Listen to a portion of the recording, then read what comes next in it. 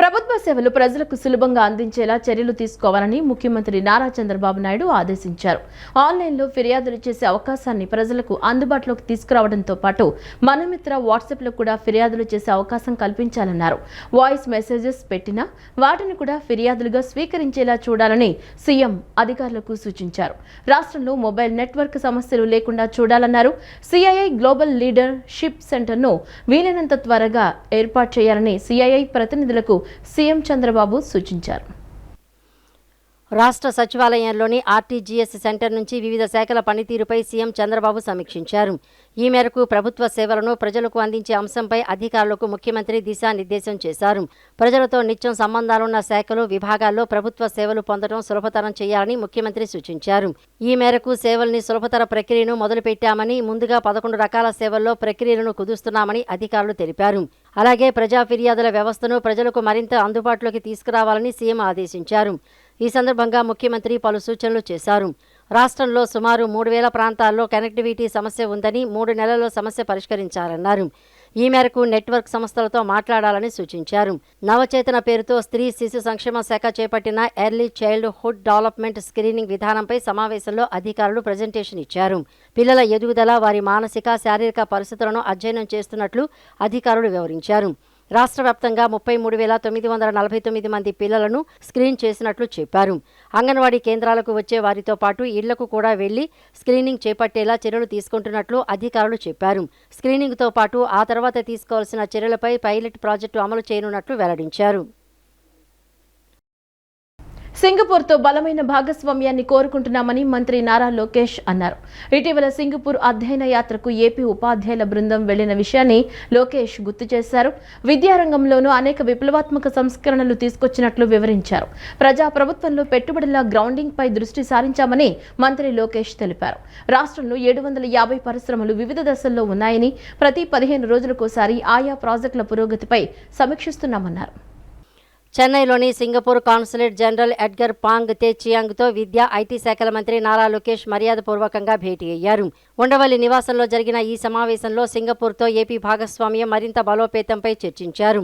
Bharat, Singapore మధ్య సాంకేతికత, వాణిజ్యం, పెట్టుబడులు, సముద్ర సంబంధిత రంగాల్లో ద్వైపాక్షిక సహకారాన్ని ప్రోత్సహించడంలో ఎడ్గర్ పాంగ్ తే చియాంగ్ కీలక పాత్ర పోషిస్తున్నారు. రాష్ట్రంలో అమలు చేస్తున్న స్పీడ్ ఆఫ్ డూయింగ్ బిజినెస్, ఏపీలో పెట్టుబడులకు గల అవకాశాలను మంత్రి లోకేష్ వారికి వివరించారు. రాష్ట్రంలో 22 క్లస్టర్లను అభివృద్ధి చేస్తున్నట్లు చెప్పారు. గూగుల్, ఆర్సెల్ఆర్ మిట్టల్ వంటి కంపెనీలు ఏపీకి వచ్చాయని వెల్లడించారు.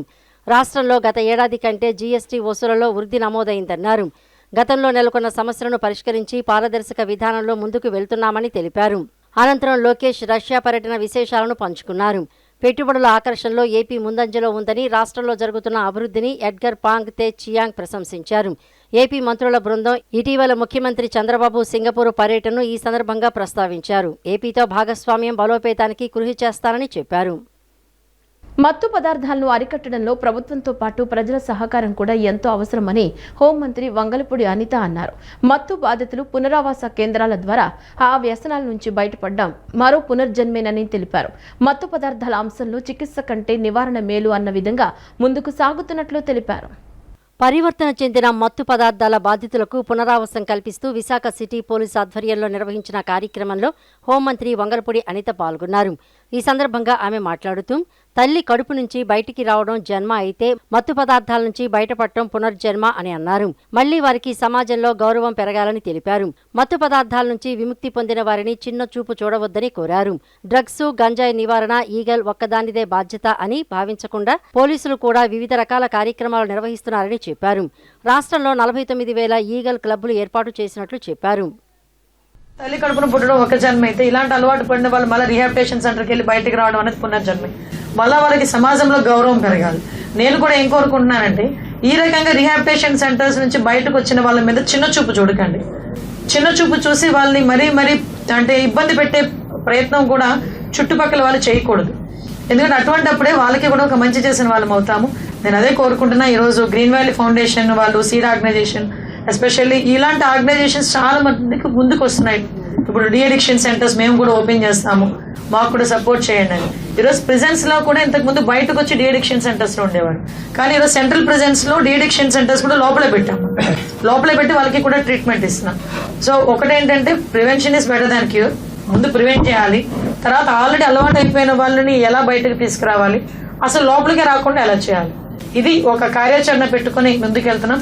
ఈ రోజే చూసారు అంటే ఈ డ్రగ్స్ మీద, గాంజా మీద డిపార్ట్మెంట్ కి నేను ఎస్పెషల్లీ ఒక అప్రిషియేషన్ ఇవ్వాలి. ఎందుకంటే ఈగల్ టీమ్ బాధ్యత మా బాధ్యత కాదు అని ఎవ్వరు అనుకోవట్లేదు. లిటరలీ ఏ జిల్లాలో అయితే ఆ జిల్లాలో ఒకరు చైతన్య ప్రోగ్రామ్ పెడతారు, ఒకరు అభ్యుదయ ప్రోగ్రామ్ పెడతారు, ఒకరు డ్రగ్స్ వద్దు బ్రో అంటారు, ఇంకొకరు డ్రగ్స్ పై దండయాత్ర, ఒక సంకల్ప, అంటే డిఫరెంట్ డిస్ట్రిక్ట్స్ లో డిఫరెంట్ నేమ్స్ తో పోలీస్ డిపార్ట్మెంట్ అవేర్నెస్ ప్రోగ్రామ్స్ అని క్రియేట్ చేస్తుంది. ఈవెన్ స్కూల్స్ లో ఈగల్ క్లబ్లు దగ్గర 48,000 ఈగల్ క్లబ్లు ఈ రోజు స్కూల్స్ లో ఉన్నాయి. ప్రతి స్కూల్ కి మా డిపార్ట్మెంట్ వెళ్తున్నారు, వీక్లీ వన్స్ వెళ్ళి వారికి అవేర్నెస్ క్రియేట్ చేస్తున్నారు.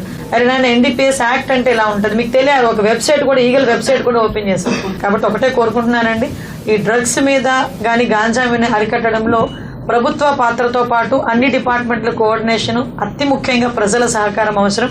అందుకే అటువంటి మూలాలు ఎక్కడైనా కనిపించినా కూడా కంపల్సరిగా 1972కి 112కి కాల్ చేయమని మిమ్మల్ని. భూమి ఆరోగ్యానికి ప్రాధాన్యం ఇవ్వాలని మంత్రి అచ్చెన్నాయుడు అన్నారు. ప్రత్యేక యాప్ ద్వారా ఎరువులు అందిస్తున్నామని తెలిపారు. రాష్ట్రంలో ఎక్కడా ఎరువుల కొరత లేదని అన్నారు. ఉద్యాన పంటలకు మంచి డిమాండ్ ఉందన్నారు. ఉంగుటూరు ఆచార్య ఎన్జీ రంగ వ్యవసాయ వర్సిటీలో ఏరువాక పౌర్ణమి కార్యక్రమాన్ని వ్యవసాయ శాఖ మంత్రి అచ్చెన్నాయుడు ప్రారంభించారు. అనంతరం ఆయన మాట్లాడుతూ వైఎస్ఆర్సీపీ హయాంలో వ్యవసాయానికి కనీస సహకారం లేదని, విత్తనం కంపెనీలకు కూడా బకాయిలు పెట్టి వెళ్లారని ఆరోపించారు. మేము వచ్చాక రాయితీపై రైతులకు విత్తనాలు ఇస్తున్నామని, భూమి ఆరోగ్యానికి ప్రాధాన్యం ఇవ్వాలని అన్నారు. ప్రత్యేక యాప్ ద్వారా ఎరువులు అందిస్తున్నామని, యాప్ ద్వారా 20 రోజుల్లో 11 లక్షల మంది ఎరువులు తీసుకున్నారని అచ్చెన్నాయుడు తెలిపారు.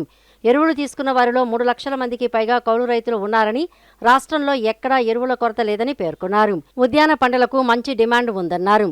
ఎల్నినో ప్రభావం తీవ్రంగా ఉంటుందని, ప్రత్యామ్నాయ పంటలు సాగు చేయాలని ఆయన సూచించారు. వర్జీనియా పొగాకు ధర సరిగా లేదని టొబాకో బోర్డు వ్యాపారులతో మాట్లాడామని, కిలో 200 రూపాయల కంటే తక్కువకు కొనడానికి వీల్లేదని చెప్పినట్లు చెప్పారు. రైతుకి ఎడ్యుకేట్ చేయవలసినటువంటి అవసరం ఉంది.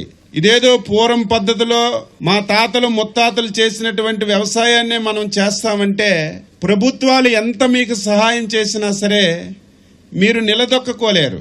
పరిస్థితులకు అనుగుణంగా ఉన్నటువంటి మార్కెట్ను అనుగుణంగా మనం వ్యవసాయం చేస్తే తప్ప, ఈరోజు వ్యవసాయం అంటే అందరం వరి తప్ప ఇంకొక పంట పండించడం, కాలువల్లో నీరు వచ్చిందంటే వరి తప్ప ఇంకోటి పండించడం.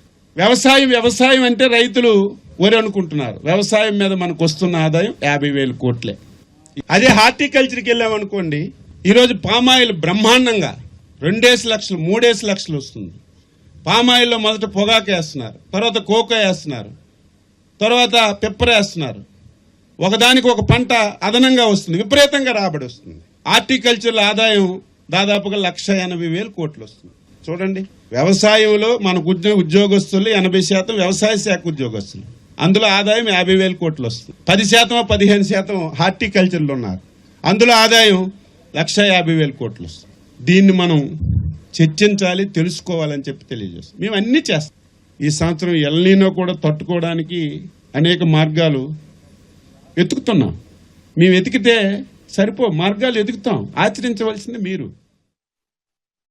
వైసీపీ హయాంలో రాయలసీమలో రక్తపు టేరులు పారించారని మంత్రి బీసీ జనార్దన్ రెడ్డి ధ్వజమెత్తారు. కూటమి ప్రభుత్వంలో రాయలసీమ అభివృద్ధిలో పరుగులు పెడుతుందని వ్యాఖ్యానించారు. అభివృద్ధికి చంద్రబాబు బ్రాండ్ అంబాసిడర్ గా ఉన్నారని పునరుద్ఘాటించారు. ప్రతిపక్ష హోదా దక్కని వాళ్లు కూడా సిగ్గు శరం లేకుండా మాట్లాడుతున్నారని ఎద్దేవా చేశారు. మంగళగిరిలోని టీడీపీ కేంద్ర కార్యాలయంలో మంత్రి బీసీ జనార్దన్ రెడ్డి మాట్లాడారు. రఫా అంటే పారిశ్రామికవేత్తలు వస్తారా అని మంత్రి ప్రశ్నించారు. గతంలో ఉన్న పరిశ్రమలను సైతం రాష్ట్రం నుంచి తరిమి కొట్టారని ఆగ్రహించారు. నేడు కూటమి ప్రభుత్వంలో ఎన్నో పరిశ్రమలు రాయలసీమకు వస్తున్నాయని వివరించారు. రాయలసీమను హార్టికల్చర్ హబ్గా మారుస్తున్నామని చెప్పుకొచ్చారు. రాబోయే స్థానిక సంస్థల ఎన్నికల్లో గొడ్డలి పార్టీకి డిపాజిట్లు కూడా రావని మంత్రి బీసీ జనార్దన్ రెడ్డి విమర్శించారు. గొడ్డలి పార్టీ అధ్యక్షుడు ఎన్ని కలలు కన్యా, ఎన్ని మాటలు చెప్పినా ఈరోజు ప్రజలు నమ్మే పరిస్థితుల్లో లేరు. రేపు రాబోయే స్థానిక ఎన్నికలలో వాళ్ళకి ఎక్కడ కూడా డిపాజిట్లు కూడా రావు. ఈరోజు చూస్తూ ఉన్నాం, ఎక్కడ పోయినా అరాచకము. గతంలో రాజధానిని చూసి సర్వనాశనం చేశారు, పోలవరాన్ని నాశనం చేశారు. మళ్ళీ ఇక్కడ రాజధానిలో ప్రశాంతంగా ఉండేటువంటి రాజధాని ఈరోజు అభివృద్ధి వరకు పరుగులు పెడతా ఉంటే ఏదో సంబంధం లేని రౌడీలను తీసుకొచ్చి ఎక్కడ రైతులు కానీ వాళ్ళని తీసుకొచ్చి రాయలసీమలో మళ్ళీ ఆ యొక్క రైతుల దగ్గరికి తీసుకెళ్ళి అక్కడ కూడా మళ్ళా ఆ యొక్క అల్లర్లు సృష్టించడానికి చేస్తూ ఉన్నారు. ఏదేమైనా మా ప్రభుత్వం శాంతియుతంగా ఏది చేయాలనుకున్నామో ఆ యొక్క ఈరోజు రాయలసీమ దీనికి యొక్క సంబంధించినటువంటి రాజధాని ఖచ్చితంగా నిర్మించడం అయిపోతుంది. త్వరలోనే అన్నీ కంప్లీట్ అవుతూ ఉన్నాయి. అటు రాయలసీమ, ఉత్తరాంధ్ర, ఆంధ్ర అన్ని ప్రాంతాలకు సమన్వయం చేయాలనేటువంటి ఉద్దేశంతోనే గౌరవ ముఖ్యమంత్రి గారు అటు పెట్టుబడులు కానీ రాయలసీమకు హబ్బు కానీ ఇండస్ట్రీస్ కానీ తీసుకొస్తా ఉన్నాం. కాబట్టి ఇప్పటికైనా గొడ్డలి పార్టీ వారి నాయకుడు మేల్కొని ప్రజలతో ఏదైతే ఉన్నాయో సూచనల ప్రకారం వెళ్ళాలని చెప్పి కూడా తెలియజేస్తా ఉన్నాను. అమరావతిలో జరిగిన దాడి ఘటనపై విజయవాడ ఎంపీ కేశినేని శివనాథ్ స్పందించారు. అమరావతిలో జరుగుతున్న అభివృద్ధిని తట్టుకోలేకే వైసీపీ ఇలాంటి దాడులకు తెగబడుతున్నారని ఆరోపించారు. గతంలో ఎన్నడూ అమరావతిలో ఇటువంటి ఘటనలు జరగలేదని ఆయన గుర్తు చేశారు. అమరావతిలో దాడికి పాల్పడిన వారంతా గతంలో విజయవాడ సెంట్రల్ టీడీపీ కార్యాలయంపై అలాగే తమ పార్టీ నాయకులపై దాడులు చేసిన పాత ముఠాకు చెందిన వారేనని ఎంపీ స్పష్టం చేశారు. ఆ దాడుల్లో పాల్గొన్న వారిలోనే మావిగన్ అనే నాయకుడు కూడా ఉన్నాడని ఆయన పేర్కొన్నారు. గతంలో బోండా ఉమా గుడివాడ మాచర్ల ప్రాంతాలకు వెళ్లినప్పుడు కూడా రాడ్లు కర్రలతో ఇలాగే దాడులు చేశారని గుర్తు చేశారు. అమరావతిలో శాంతియుతంగా నిరసన తెలుపుతున్న రైతులపై దాడి చేసి తిరిగి దానిని రైతులపైనే నెట్టేయాలని చూడడం తీవ్ర విచారకరమని ఎంపీ అన్నారు. తప్పు తామే చేసి ఎదుటి వారిపై నిందలు వేయడం కంటే హాస్యాస్పదం ఇంకొకటి లేదని కేశినేని శివనాథ్ విమర్శించారు. ఇవాళ చక్కగా ఇన్ని అభివృద్ధి కార్యక్రమాలు చేసుకుంటున్నాం. మేము ప్రతి చోట వెళ్ళి ఏం అభివృద్ధి జరుగుతుందో చెబుతున్నాం. ఒక్కరోజు కూడా ఈ గుండెల ప్రాంతంలో పెద్ద పెద్ద రాజకీయ నాయకులు ఉన్నారు. ఎవరైతే అమరావతికి వెళ్ళిన పెద్ద రాజకీయ నాయకులు అందరూ ఉన్నారు. ఒక రాయి మట్టి కూడా వేయలేదు. వాళ్ళ పొలాలకు కూడా రేట్లు వచ్చే విధంగా మేము ఇక్కడ శంకుస్థాపన చేసాము. కాబట్టి వాళ్ళ కుటుంబ ఆస్తులు కూడా పెరుగుతాయి. అదేవిధంగా ఇప్పుడు నిన్నైతే ఎవరైతే దాడికి వెళ్ళారో వాళ్ళందరూ గతంలో మా ప్రభుత్వంలో ఉన్న పార్టీ ఆఫీసును దాడి చేశారు. మాకు ఇక్కడ ఉన్న నాయకుల మీద దాడి చేశారు. అమరావతిని వద్దు మావిగన్న అన్న నాయకులు ఉన్నారు. కానీ వాళ్ళు వెళ్ళి అమరావతి నాయకుల మీద మొసలికి అన్నీరు కడుస్తున్నారు. మేము అభివృద్ధి చేస్తున్నాం, ప్రజల్లో ఉంటున్నాం, అభివృద్ధి చూపిస్తున్నాం. అమరావతిలో రోజు అభివృద్ధి జరుగుతుంది. తట్టుకోలేక ఇటువంటి వ్యాఖ్యానాలు చేస్తున్నారు. గతంలో మీరు చూస్తే నిజంగా దాడి అంటే నిన్నేం దాడి జరగల. మా బోండా ఉమా గారి గుడివాడ వెళ్ళినప్పుడు ఏం జరిగింది, మాచర్లు ఉన్నప్పుడు ఏం జరిగింది, ఆయన కారు మీద ఏ విధంగా కత్తులు రాడ్డులు గన్నులతో రాడీ చేశారో మనం చూసాం. నిన్న రైతులు నిరసన చేస్తే దాన్ని దాడంటే దాన్ని ఇంతకన్నా హాస్యాస్పదం ఇంకేమి. బీసీల ఆర్థిక సామాజిక అభివృద్ధితో పాటు అన్ని వర్గాల సంక్షేమానికి కూటమి ప్రభుత్వం తెలుగుదేశం పార్టీ కట్టుబడి పనిచేస్తోందని ప్రభుత్వ విప్ సెంట్రల్ నియోజకవర్గ శాసనసభ్యులు బోండా ఉమామహేశ్వరరావు స్పష్టం చేశారు. బీసీ వర్గాల అభ్యున్నతికి తెలుగుదేశం పార్టీ ఎప్పటికీ వెన్నుదన్నుగా నిలుస్తూ వచ్చిందని తెలిపారు. నాగవంశ సామాజిక వర్గ సంక్షేమ భవనం నిర్మాణం పూర్తయ్యే వరకు నియోజకవర్గ ఎమ్మెల్యేగా తన పూర్తి సహకారం అండదండలు ఎల్లప్పుడూ ఉంటాయని హామీ ఇచ్చారు. విజయవాడ సెంట్రల్ నియోజకవర్గంలోని 63వ డివిజన్ ఏవీఎస్ రోడ్డు డాక్టర్స్ కాలనీలో నాగవంశ కళ్యాణ మండపం భూమి పూజ కార్యక్రమంలో ప్రభుత్వ విప్ సెంట్రల్ నియోజకవర్గ శాసనసభ్యులు బోండా ఉమామహేశ్వరరావు పాల్గొన్నారు. ఈ సందర్భంగా బోండా ఉమామహేశ్వరరావు మాట్లాడుతూ బీసీ వర్గాల అభ్యున్నతికి తెలుగుదేశం పార్టీ ఎప్పటికీ వెన్నుదన్నుగా నిలుస్తూ వచ్చిందని తెలిపారు. గతంలో నాగవంశ సామాజిక వర్గ సంక్షేమ భవనం కోసం స్థల సేకరణలో తాము సహకరించామని, నేడు భవన నిర్మాణానికి భూమి పూజ జరగడం ఎంతో ఆనందంగా ఉందన్నారు. నాగవంశ కార్పొరేషన్ చైర్మన్ శ్రీ రమణారావుతో పాటు నాగవంశ సామాజిక వర్గ పెద్దలు, సోదర సోదరీమణులు పండుగ వాతావరణంలో ఈ కార్యక్రమాన్ని నిర్వహించడం అభినందనీయమని పేర్కొన్నారు. భవన నిర్మాణం పూర్తయ్యే వరకు నియోజకవర్గ ఎమ్మెల్యేగా తన పూర్తి సహకారం అండదండలు ఎల్లప్పుడూ ఉంటాయని హామీ ఇచ్చారు. ఈ కార్యక్రమంలో సెంట్రల్ నియోజకవర్గ కోఆర్డినేటర్ నవనీతం సాంబశివరావు, జిల్లా అధ్యక్షులు బెవర రాము, ప్రధాన కార్యదర్శి తమ్మిన గణేష్, కోశాధికారి కాళ్ల సత్యం, డైరెక్టర్ మొకర ఆదిబాబు, ఎరుబోతు కనకారావు, కాళ్ల ఈశ్వర్ తదితరులు పాల్గొన్నారు. గతంలో స్థల సేకరణ చేసిన జరిగింది. ఆ స్థల సేకరణకు అప్పుడు మేమందరం కూడా సహకరించాం. అలాగే ఇప్పుడు భవనం నిర్మాణం చేపట్టారు. ఈరోజు నాగవంశం రాష్ట్ర కార్పొరేషన్ చైర్మన్ సోదరుడు ఎరుబోతు రమణరావు, అలాగే మిగిలినటువంటి నాగవంశం సామాజిక వర్గ పెద్దలు, సోదరులు సోదరీమణులు అందరూ కలిపి ఒక పండుగ వాతావరణంలో ఇప్పుడే శంకుస్థాపన చేసుకోవడం జరిగింది. నేను ఈ నియోజకవర్గ శాసనసభ్యుడిగా వాళ్ళకి స్పష్టమైనటువంటి హామీని ఇచ్చాం. తప్పనిసరిగా ఈ భవనం పూర్తయ్యే వరకు ఈ నియోజకవర్గ శాసనసభ్యుడిగా నిత్యం దీనికి అండగా ఉండి ఈ భవనం పూర్తయ్యే వరకు కూడా నాది బాధ్యతను కూడా వీళ్ళకి తెలియజేయడం జరిగింది. బీసీల అభ్యున్నతి కోసం, బీసీల ఆర్థిక అభివృద్ధి కోసం అన్ని సామాజిక వర్గాలకు కూడా సహకరిస్తాం, అండగా ఉంటాం. ఇది బీసీలకి మరొకసారి తెలియజేసుకుంటూ ఈ శంకుస్థాపన కార్యక్రమంలో పాల్గొన్నటువంటి అందరికీ కూడా అభినందన తెలియజేస్తాం. మరి నిర్మాణం చేస్తున్నటువంటి దానికి, అక్కడ జరుగుతున్న దానికి ప్రభుత్వ పరంగా ఎటువంటి నిధులు వచ్చినా సరే ఎటువంటి ఇబ్బంది లేకుండా అన్ని వేళలా గౌరవ శాసనసభ్యులు బోండా అమావాస్యరావు దృష్టికి, పార్లమెంటు సభ్యులు కేశినేని శివనాథ్ గారి దృష్టికి, అలానే మరి బీసీ మంత్రి అయిన సబితా గారి దృష్టికి తీసుకొని వెళ్ళి ఇక్కడ ఉన్నటువంటి పెద్దల దృష్టికి, ఇక్కడ ఉన్నటువంటి అన్ని జిల్లాల్లో వచ్చినటువంటి పెద్దల దృష్టికి కూడా తీసుకొని వెళ్ళి ఇది సంవత్సరంన్నరలో పూర్తి చేస్తాని కోసం మేము ఒక టైం బాండ్ కూడా పెట్టుకున్నాం. దాని ద్వారా పెద్దలు అందరూ కూడా మరి విరాళాలు అడిగి ఈ నిర్మాణం చేస్తామని ఈ సందర్భంగా తెలియజేస్తా ఉన్నాం. 2 దశాబ్దాలుగా కడప ప్రజల స్టీల్ ప్లాంట్ ఆకాంక్షను కూటమి ప్రభుత్వం సాకారం చేస్తుందని టీడీపీ ఎమ్మెల్సీ భూమిరెడ్డి రామ్గోపాల్ రెడ్డి తెలిపారు. 2028 నాటికి కడప స్టీల్ ప్లాంట్ పూర్తి చేసి రాయలసీమ యువతకు వేలాది ఉద్యోగ అవకాశాలు కల్పించడమే లక్ష్యమని స్పష్టం చేశారు. రాయలసీమ అభివృద్ధి, పరిశ్రమలు, ఉద్యోగాలపై బహిరంగ చర్చకు సిద్ధమా అంటూ గొడ్డలిపార్టీ నాయకులకు ఎమ్మెల్సీ భూమిరెడ్డి రామ్గోపాల్ రెడ్డి బహిరంగ సవాల్ విసిరారు. రాజధాని అమరావతిలో టీడీపీ ఎమ్మెల్సీ భూమిరెడ్డి రామ్గోపాల్ రెడ్డి మీడియాతో మాట్లాడారు. రాయలసీమ అభివృద్ధి గురించి మాట్లాడే నైతిక హక్కు గొడలి పార్టీకి లేదని పునరుద్ఘాటించారు. కడప స్టీల్ ప్లాంట్ నిర్మించకపోతే ఓట్లు అడగను అని 2019లో మాట ఇచ్చి మడమ తిప్పిన వ్యక్తి జగన్ రెడ్డి అని ఎద్దేవా చేశారు. 2019లో ఓసారి, 2023లో మరోసారి స్టీల్ ప్లాంట్ పేరుతో ప్రజలను మోసం చేసి 5 ఏళ్లలో ఒక్క ఇటుక కూడా వేయని కడప ద్రోహి జగన్ రెడ్డి అని గుర్తు చేశారు. 5 ఏళ్ల పాలనలో పులివెందులకే ఒక కొత్త పరిశ్రమను తీసుకురాలేక ఒక స్థిరమైన ఉద్యోగాన్ని కూడా సృష్టించలేని వైఫల్యాన్ని ప్రజలు మర్చిపోలేదని టీడీపీ ఎమ్మెల్సీ ఈ సందర్భంగా వ్యాఖ్యానించారు. నేడు తమ ప్రభుత్వం రాయలసీమను పరిశ్రమల స్థాపనకు కేంద్రంగా మార్చిందని చెప్పారు. 2019-2024 మధ్య ఆ పార్టీ పాలనలో గొడ్డలి ఫ్యాక్టరీలు, ఫేక్ ఫ్యాక్టరీలు వచ్చాయి తప్ప కడప స్టీల్ ప్లాంట్ మాత్రం రాలేదని ఆయన వ్యంగ్యంగా అన్నారు. పరిశ్రమల పరంగా, సాగునీటి పరంగా, ఉద్యోగాల కల్పన పరంగా అన్ని రకాలుగా కడప జిల్లాను ద్రోహం చేసిన వ్యక్తి ఎవరైనా ఉన్నారంటే ఈ స్వాతంత్రం వచ్చిన తరువాత ప్రథమ వ్యక్తి, ప్రథమ ముద్దాయి జగన్మోహన్ రెడ్డి గారు. ఇప్పుడు ఈ 2024లో కూటమి ప్రభుత్వం అధికారంలోకి వచ్చిన తర్వాత ఎన్నో దశాబ్దాలుగా ఉన్న రాయలసీమ ప్రజల ఆకాంక్షలను నెరవేర్చడానికి, అంతేకాకుండా విభజన చట్టంలో ఉన్న కడప స్టీల్ ప్లాంట్ నిర్మాణాన్ని సాకారం చేయడానికి గౌరవ ముఖ్యమంత్రి చంద్రబాబు నాయుడు గారి సారథ్యంలో జూలై 3వ తారీఖున శంకుస్థాపన చేయడం జరుగుతోంది. దాదాపు 16,350 కోట్ల రూపాయల పెట్టుబడితో 3 మిలియన్ టన్నుల ఉత్పత్తి సామర్థ్యంతో ఆ నిర్మాణాన్ని శంకుస్థాపన చేయడం జరుగుతోంది. 2028 లోపు ఈ నిర్మాణాన్ని పూర్తి చేసి 2028లో దీన్ని ప్రొడక్షన్ను ఉక్కును తయారు చేయాలనే సంకల్పంతో అడుగులు ముందుకు. రాధా గాయత్రి తల్లిదండ్రులకు రాష్ట్ర ప్రభుత్వం పూర్తి సహాయ సహకారాలు అందిస్తుందని హోంమంత్రి అనిత స్పష్టం చేశారు. రాధా గాయత్రి మృతిపై కుటుంబ సభ్యులు పలు అనుమానాలు వ్యక్తం చేస్తున్నారన్నారు.